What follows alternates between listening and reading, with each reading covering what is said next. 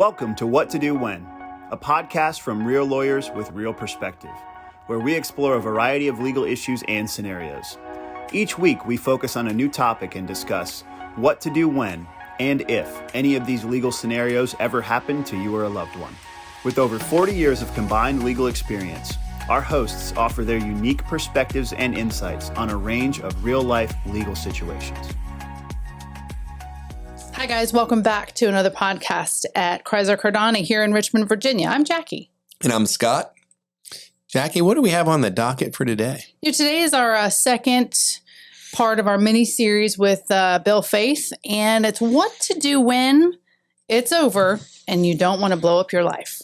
Whoa, that's a deep topic. And for those of you who are just joining us, we had a podcast prior where we went through Bill's credentials. We won't do that again today. Go back and watch it, though. It's a good one. It's a really good one. But what are we talking about here? So what happens when we don't want to blow it up? Well, it's over, right? So let's first acknowledge that if we're saying it's over, we're acknowledging the marriage is irretrievably broken. There's no hope. The counseling maybe came and went. Whatever the case may be, it's done and gone regardless of the reason, and you don't want to blow up your life. Bill, what does that even mean? Well, when folks are clear, we're done, I immediately come back with data. When folks split, there's essentially three things that happen. Either they end as friends, genuine friends who like each other, who are respectful for each other, who can even have Christmas together with the kids. Do you follow me? Yep. Who are not hateful, nothing funky's going on. I can't live with you, but I still am your friend. Second choice is this Cold War. That I will not fight in front of the kids in front of you, but I think you're a dirty SOB. Okay? And the third is this active hot war. Well, I'm going to do everything to destroy you, your life, your career, whatever. Now, the statistics on that are repeated over and over again. And I can verify, I'm sure Jackie can't do. That's the three cases we have every time. And the first case, well, generally people who are ending think they're going to end as friends. About a third who nasty affairs or whatever, they're going to be hateful of each other, they think, right? But 2/3 end believing they're going to remain friends. Forgive me, within a year, half of those, because of lawyers, and all that comes with that, or judges, are now at least stilted with each other and having problems with each other. The trust is being just broken because of money or whatever, custody hearings, all this kind of stuff. We've got 1/3 left. Yeah. Within 5 years, life happens, and half of that. So essentially, maybe 1/6 of people decide to end as friends, remain, and do that. To the degree, with me so far? So far. To the degree that you end in a Cold War, statistically, those kids are more likely to have trouble in school, more likely to use substance themselves, and it's predictive of their marriage not doing so well. With the first group, when the parents, even though they end their marriage, if they end as friends and behave that way, statistically, those kids grow up the same as if mom and dad were still married. Wow. But that's about 1/6. You follow me? Yep. And the third group, where they're active hot war, those kids, almost predictive, they're going to get divorced. But most of them are divorced or use substance or fail at school. It's a graph that grows terribly in reverse. Do you follow me? Absolutely. Yeah.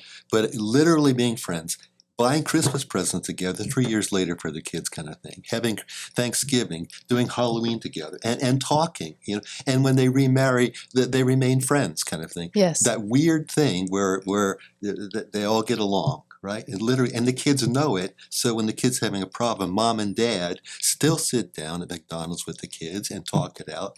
What are we going to do? Working together, backing each other up. So, Bill, I'll just tell you, I'm divorced.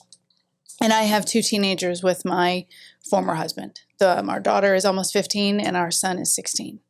They are the most well-adjusted, straight-A students, goal-minded, doing so well. And I'll tell you, we're exactly in your statistic. We are friends. It was tough at first. Of course, nobody gets divorced and is like, oh, yay, high five, let's get divorced. But we had birthday parties together. We call each other when something's going on. Our daughter wanted Snapchat this year. And I said, let's call your dad. My husband has a say in it, but her dad and I first talk about it. And she needed to know that we were talking about it. I called him right in front of her. We had a conversation about it. He says, kiddo, I don't think this is the way to go. Now, we don't share holidays, but we talk on the phone about our kids. We talk to our kids about talking to the other parent. We can see each other and have a good time. And hey, how are things going? You are 100% right. These kids are going places and they're doing so unbelievably well. And I pat myself on the back because I do this for a living and I feel like we worked really hard to get here. But I'll tell you, my husband and his ex-wife also do very well in the co-parenting of their 2 teenagers. So together, we sort of were able to mirror and model off of each other and see what great benefit we have in these teenagers, all 4 of them with the different parent groups that are just thriving. They're just thriving. You're saying something so important that happens after the divorce. But if we back up for a minute inside the marriage, the thing that I focus on inside the marriage is 2 of you need to make each other the first priority, i.e. communicate, care about each other, get along with each other. When the couple in marriage get along with each other, nothing else is different statistically. Their kids do better in the world. Mm-hmm. And more than that, teenage problems are fewer, drug use is less, just because mom and dad are cherishing each other within the marriage. Sure. Outside the marriage, when it's ended, being friendly, the kids see that. All the attention, they can go to either parent. They're having a problem, an adolescent problem, talk to either one. Mom and dad are working together to address the adolescent. And when parents, mom and dad, give the message together, side by side, supporting each other up, no matter where it is, in the marriage or after the marriage, the kids are better for it. We know that. I tell the people all the time, that can't be true. We got to solve the problem first. No. You stand together first, side by side, backing each other up. And the problem, whatever it is, by that alone is less. Do you see a lot of parenting philosophy differences in the couples that come to you? Yeah, people tend to duplicate what they've seen, but they still need to. Well, I'll cite some other statistic. I have a very expensive, it used to be $700, now it's probably $1,200, test, several hundred questions, like 700 questions, 0 to 7 on values, what you agree on. 2 copies of it, you both fill it out, mail it to California, it costs a lot of money. What comes back, the vast majority of people share at least 80% of each other's values. Interesting. Probably 90, 95. Wow. But what they fight over, and because they don't know any better, is the remaining 5. Okay. And what they're really fighting over is not the values, they're fighting over loving each other. This becomes cause because you don't respect me or talk to me well, or you didn't hug me last night. Okay. I'm going to fight over something with you, even though I probably agree with you. Does that make sense? Makes sense. And why it plays out in divorce. Okay, we didn't make it, and I'm going to find a reason to dislike you. Right. But if you back up, we probably agree on most things. If we quit, I don't have to hate you kind of business, and work together with the well-being of the kids, follow me? We can get along and be friendly enough, at least. You follow me? That second group, if they're at least friendly enough, the kids are probably in the bed. You follow me? Mm-hmm. Let me ask a question there, because this is something I see a lot. What if one of the parents is, like you said, an abuser, type 1 narcissist, off the wall? I mean, is there times when that can happen, or is it still better to, and I struggle with that because I see it a lot. Yeah. And I don't know, because we do a lot of custody work. I've been doing custody. I started out as a guardian ad litem in Richmond City, and I did literally thousands of cases every year. So I have this experience realm of watching these things play out where you have one parent, for instance, they're a crack addict. They're using crack every day, and you come up to parent with them, you don't have that sort of ability. Or I think worse is the parent who is emotionally or narcissistic or in that realm where they're really abusive to you, maybe as the other spouse, it's so bad, that it makes it difficult to do that. So how does that play into that theory? Well, now we're into the deeper level of morality and consequences and responsibility. Yeah. We live in a society that profoundly encourages addiction and profoundly encourages narcissism. Wow. Truth is whatever you want it to be. Yeah. Truth is whatever you want it to be. And if somebody's called on it, well, who are you to tell me? And people get mad. I have my truth, all that business. The mature immaturity and addiction and that background noise that our society presents is profoundly troubling. And what do you do when someone is a crack addict and won't change? What do you do if a narcissist and will never apologize? We got major problems here. Yeah. Sure. But if it could be possible, and I'm not sure how that would work, to have consequences, i.e. for the person who is a crack addict, who's offered some hope, but no, you're not going to get so-and-so.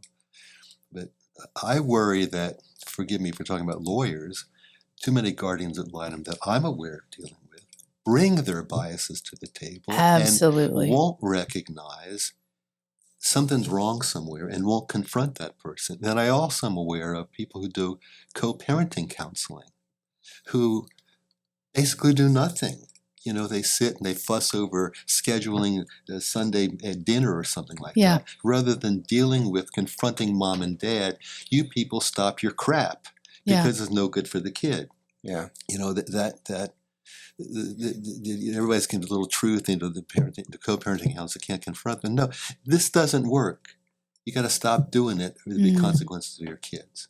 I'm working with a case now where I told mom unequivocally, if you continue doing what you're doing in a short period of time, 3 years or less, your kids will not talk to you, will not like you, and you have the most lonely Mother's Day. Wow. And of course, what'd she say? You're full of it, right? Right. That's your opinion, right? It's my opinion. I've never seen this before. Yeah, right. Well, it's not been 3 years. It's been 1.5 years, and the kids hate her. Oh. And the divorce is not even final. Yep.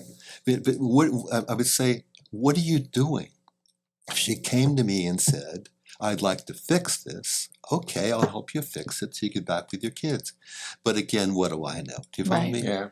And I worry that we're all enabling the narcissism. We're all enabling the addiction, whether it be pot. Pot isn't bad. Pot's terrible. Let's not get into it.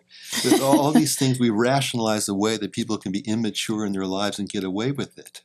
We're all spending addiction or the new iPhone addiction, versus what's life about? What are you doing? What do you cherish? What values looking back? Wow. No, I agree. I think that's, but for like I said, for practitioners and us, and you do get in those situations that are not going to be healthy, and you have to make those choices. But I think what you're saying and what I'm saying is, that's where we need help. And calling a spade a spade. But if somebody could call a spade, I would hope, my naivete, forgive me, but that somebody with authority, i.e. a judge, would say to somebody, not in a mean way, but grow up, this doesn't work, that's not right. Well, you made a point about there are some folks who may come see you who otherwise might sort of end up as the friends that you talked about versus the Cold War or the active hot war. I think in our world we'd call that a high conflict, right? The active hot war. But the lawyers get in there and stir trouble. At $400 an hour, why not? Yeah, I think Scott and I can absolutely attest to the fact that there are plenty of attorneys. If we know that there are certain attorneys on the other side, we demand a higher retainer just because of how much conflict we know they stir. Yeah. That's crushing, and it's crushing to these families. We're back to more bias. What is marriage? Marriage is I shouldn't say this, right? Politically incorrect. A man and a woman loving each other the rest of their lives, raising kids and doing the right thing and carrying on a lineage generation after that. Where all this is just your opinion, there is no objective morality, you do what you want. That's the environment we live in. You can't call anybody out and say, no, that's not true. This is the truth. Right. Well, and I think quite frankly, we gave up marriage a long time ago when we brought in no-fault divorces.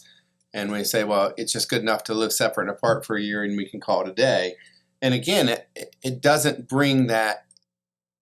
You might have to change some of your own behaviors to fix stuff.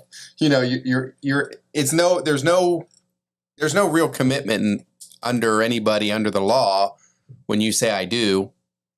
So do what you want. While I agree with you, I also have to say that I don't think it's our government's job to legislate our morality. Absolutely. If I'm married and I want to get divorced, I don't want the government to try to have some more input than they already do. It's my heart issue. It's my husband's heart issue. I don't think the government's role is to be different than it already is. I mean, it already makes you, in Virginia, you got to wait a year. Yeah. There's some exceptions, right? But you have to wait a year. And why, Scott? Why does the General Assembly have that we have to wait a year? I don't know. I can't figure it out. Well, they call it the cooling off period. Yeah, exactly. The cooling off period. Just maybe you want to get back together. That's Maybe. that's the way it's written, and I think that's appropriate. I am all in favor of there being things in place, whether it's community or otherwise, to try and save marriages. And I promote the covenant of marriage. I believe it is a covenant. It's more than a contract. But I don't think the government should be trying to legislate that. Just my 2 cents. And my point is, on the other side of it, is when you make something so easy to get in and out of, you don't put any parameters there. So my point is, if we're going to say marriage is this institution, we shouldn't so easily be willing to throw it out. So there should be some hurdles to jump. If I could add what both of you are saying, I think the macro issue, which started with Rene Descartes, that over time, there is no objective truth. Right. We threw out God, we threw out morality, we threw out right and wrong, we threw out responsibility, and therefore all bets are off. Yes. And that's the world we live in. I think, back to making marriages work, I think people within the marriage need a moral base, something that draws them together more than the feeling that I love you. Right. And something more than, gee, I'm a parent, I ought to do something. I have responsibility. I gave my word to somebody. I have responsibility. I have babies, children I need to take care of. They come first, but the world we live in, I come first. And that's the sad part of it. Yeah, and it's amazing to me that people have a very moralistic thing about work. Like, I can't miss a day. I'm there, and I have to work when But when it comes to the marriage, it doesn't. The same approach doesn't apply. It's amazing to me because you get the workaholic guy who would never ever violate any dictate of work, but in his home life, it doesn't apply somehow. What was the song "Teach Your Children"? Is that the one where his dad wanted to talk to him and he blew him off, and then later he's very lonely? What was the song? Cats in the Cradle? Was that the one? Yeah, I think so. Maybe. I might be wrong on the song, but that's what I think of. All right. I think we're here. I think we probably should pause here. We're going to bring another episode here pretty soon. But today we wanted to go over, there's choices is what we're trying to bring to the table today. There are choices of how you want to keep this from blowing up. Do you want the high conflict? Well, first of all, it's expensive in so many ways. It's emotionally expensive. It costs your children likely their future lives. Yes. Okay? Financially, it's expensive. Emotionally, it's expensive. All of those things. That's the active hot war that Scott and I have referred to as high conflict divorces that we've talked about before. There's the Cold War, right? Which is we're nice to each other in each other's face, but there's sort of undertones of active war. And then there's where the couple ends as friends and they're able to co-parent and they're able to deal with discipline issues and they're able to follow through with their teenagers, whether it's or children as parent-teacher conferences or any other issues. And what we're saying here is there's people out here to help you try to be friends the best you can. But beware, there are people who also don't want that for you. Yes. Very much so. But what our suggestion is, if you're done and you don't want things to blow up, realize there's 3 realities, as Bill said today, that you're going to face. And you have to choose the reality that you want to the best of your ability. You can't control the other person. Bill will tell you that. I can't make Jackie do something. Right. She's an adult. But if I choose to be friends, then I can even get Bill's help of how I can do this better. If I'm struggling, even if that person won't come to counseling, maybe I can go to Bill and say, hey, I want to make this better. What things can I change to try to be as friends as much as possible? At least have a friendly Cold War and not just a Cold War, So there are things we can do. Again, like and subscribe. We thank you for being here today. See you next time. We hope you've enjoyed this episode of What to Do When. For more episodes, be sure to subscribe to our podcast, and we encourage you to check our archives to listen to previous topics. Tune in next week for a new episode and some fresh perspective from Critzer Cardani.